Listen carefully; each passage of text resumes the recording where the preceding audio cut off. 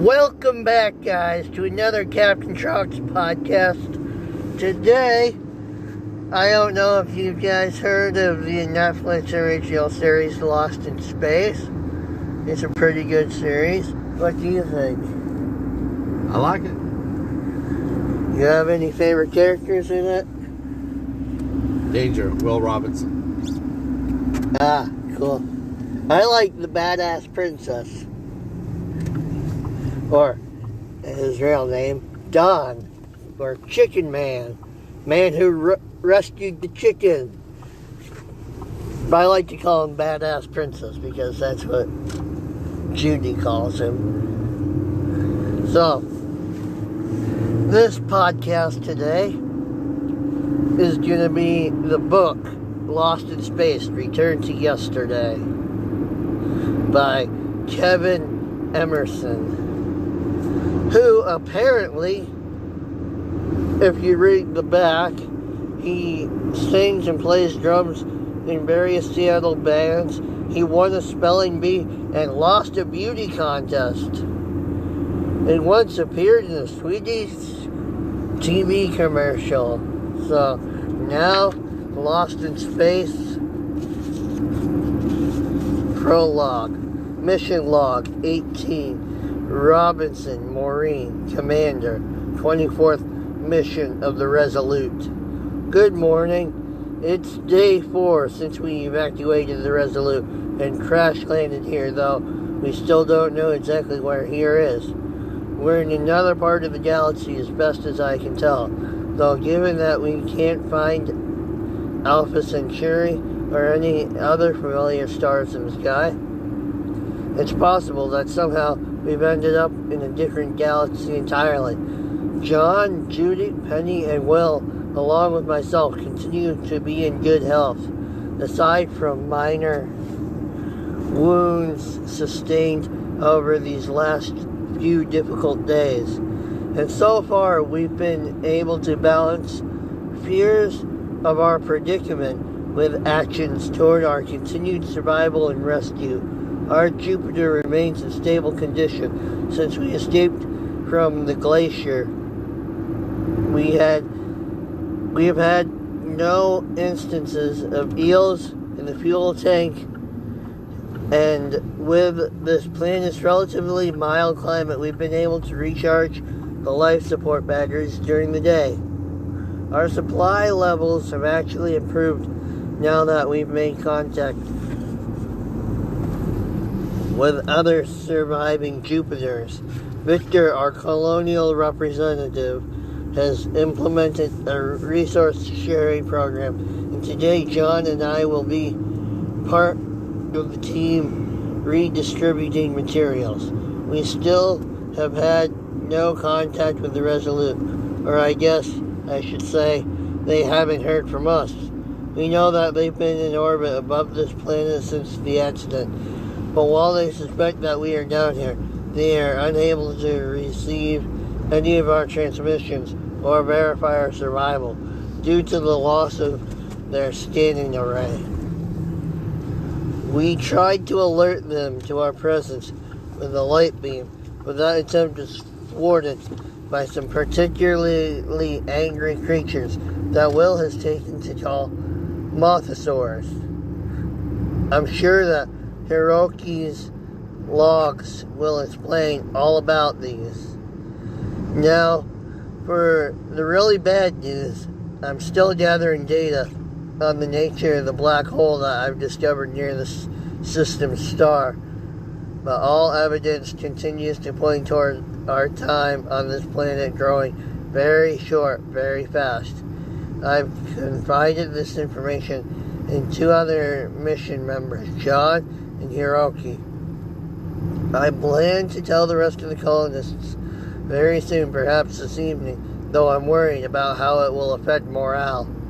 I haven't yet told my children either. For the moment, our plan remains the same as yesterday. We know of another down Jupiter that reportedly has full fuel stores. If we can get that fuel, we should have just enough, assuming my calculations are right, to get the Jupiters airborne. Then we just need to figure out a way to modify them to carry more people. Apart from that, we will continue with day-to-day tasks such as dispersing supplies and keeping up morale. Last thing, there's been no change in the robot. It continues to act as Will's protector and friend. It even fought off those Mosasaurs when they attacked.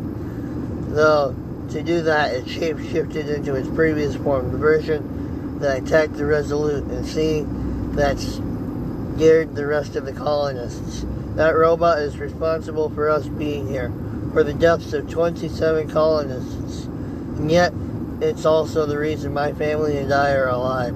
Some of the other colonists want to destroy it, or at the very least, imprisoned, if such a thing is even possible. But John and I can't forget how it saved Judy from the ice, how it saved all our lives that first night when we were trapped on the glacier. So for now, John has convinced the colonists to allow the robot to stay. We've seen its spaceship, and though we couldn't understand its technology, I can't help thinking of how much we could learn from it. I know it's a risk letting it stay with us, but I have to admit, I like knowing it's watching out for Will. Well, time to get to the day's tasks. I'll report again in the 24 hours. Until then, wish us luck. Robot, is there any danger for Will Robinson? Danger, Will Robinson. This is Captain Chalk signing off on the first part of this podcast. The second part will be in a few minutes.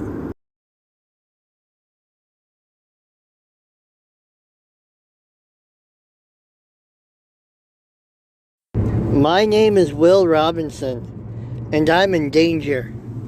Danger, Will Robinson. Thank you, robot. We all are. Ever since my family crash landed on this planet, one thing or another has been trying to kill us. Danger, Will Robinson. Collapsing ice. Danger, Will Robinson. Erupting volcanoes. Danger, Will Robinson. Violent storms. Danger, Will Robinson. And creatures you have to see to believe. Danger, Will Robinson.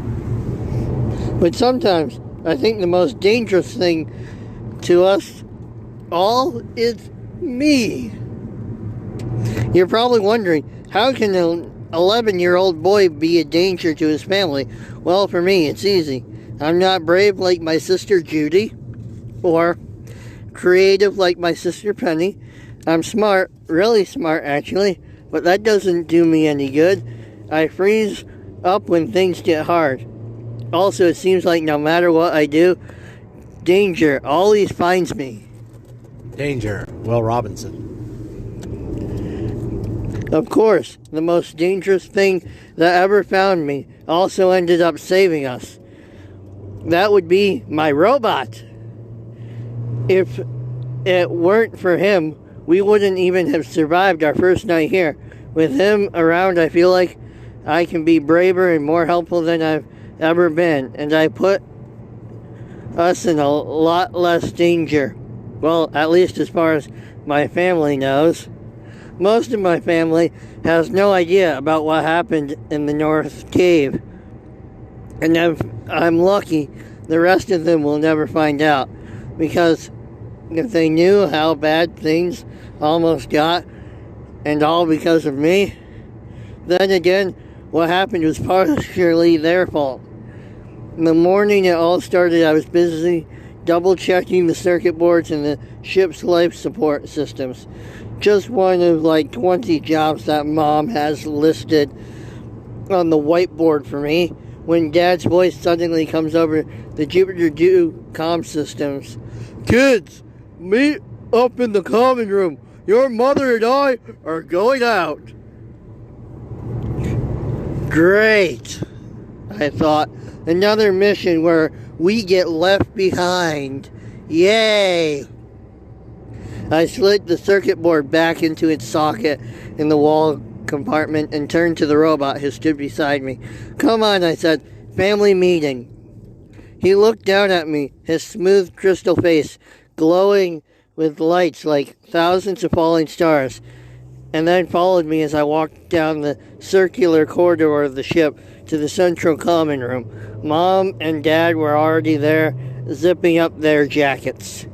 Where actually are you going? Judy appeared and towel over her shoulder, still breathing hard from running on one of the treadmills down in the cargo bay. And for how long?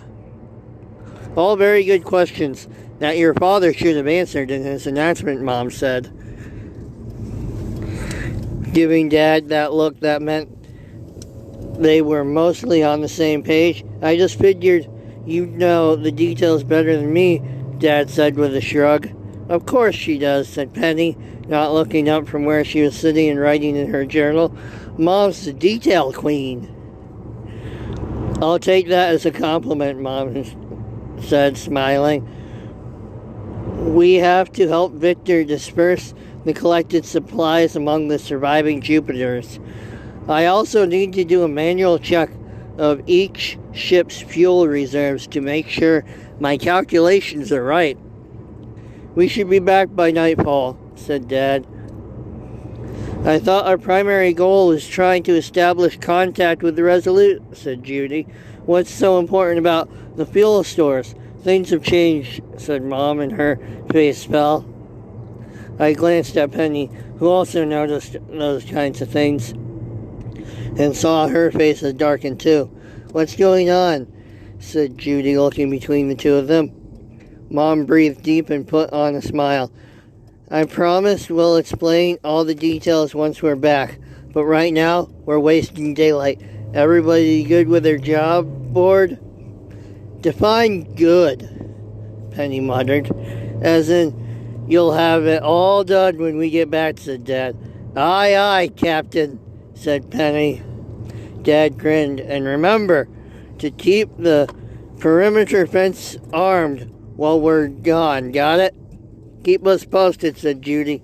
We will, Mom started out, but paused to rub my shoulder. Stay safe, she said, and her eyes flicked to the robot who stood behind me. A minute later, we heard the hum of the chariot fading into the distance. Well, back to work, I guess, Judy said. I went back to my circuit board tests.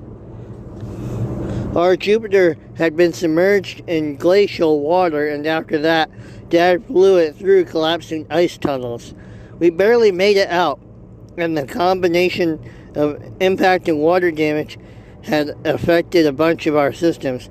Almost every board had at least one burned-out connection, and I had to solder those back together, and sometimes replace the wires and resistors. I didn't mind the work that much. It was a good chance to review the circuit pathways and ship systems, and it was super important if we ever wanted to get back to the Resolute. But it was a little boring. Mom and Dad, even Judy, were always getting to go out on real missions and adventures, while I pretty much always got stuck here, where it was safe. Danger, Will Robinson. That said, by noon, I had finally finished all my jobs, so the robot and I headed to the cockpit where Judy was working on recalibrating the Jupiter's navigation system. We're going to go for a hike, I said, slinging my backpack over my shoulder. Did you finish all your jobs? You could always count on Judy to have memorized not only every item that Mom had left her to do, but the rest of us too. Yep. Judy looked from me to the robot, who was right behind me. It was a look just like Mom's, the mistrust always there no matter how many times he proved he was a friend. We'll be fine, I added. Judy's lips pursed, but she nodded. Don't be gone long and stay inside the perimeter. I just gave her a look. She rolled her eyes. Fine, but definitely stay in comm range. Okay? Got it. I headed for the hatch and jogged down the ramp, the robot's footsteps thudding behind. me when I reached the ground. I could feel the eyes of the other colonists nearby, all gazing at the robot, even more warily than Judy had. Some of them even looked afraid. "It's okay," I said to him. He didn't respond. He never did. In fact, there were only 3 words he ever said. And when he did, we were in trouble. Danger, Will Robinson. But those lights in his face, they made all these different patterns and shapes, and I could tell just what he was thinking. So much. Sometimes I even felt like I could understand him. Like right then, as we stood there outside the ship, his lights were making a sort of figure 8 pattern that I always thought of as his unsure face.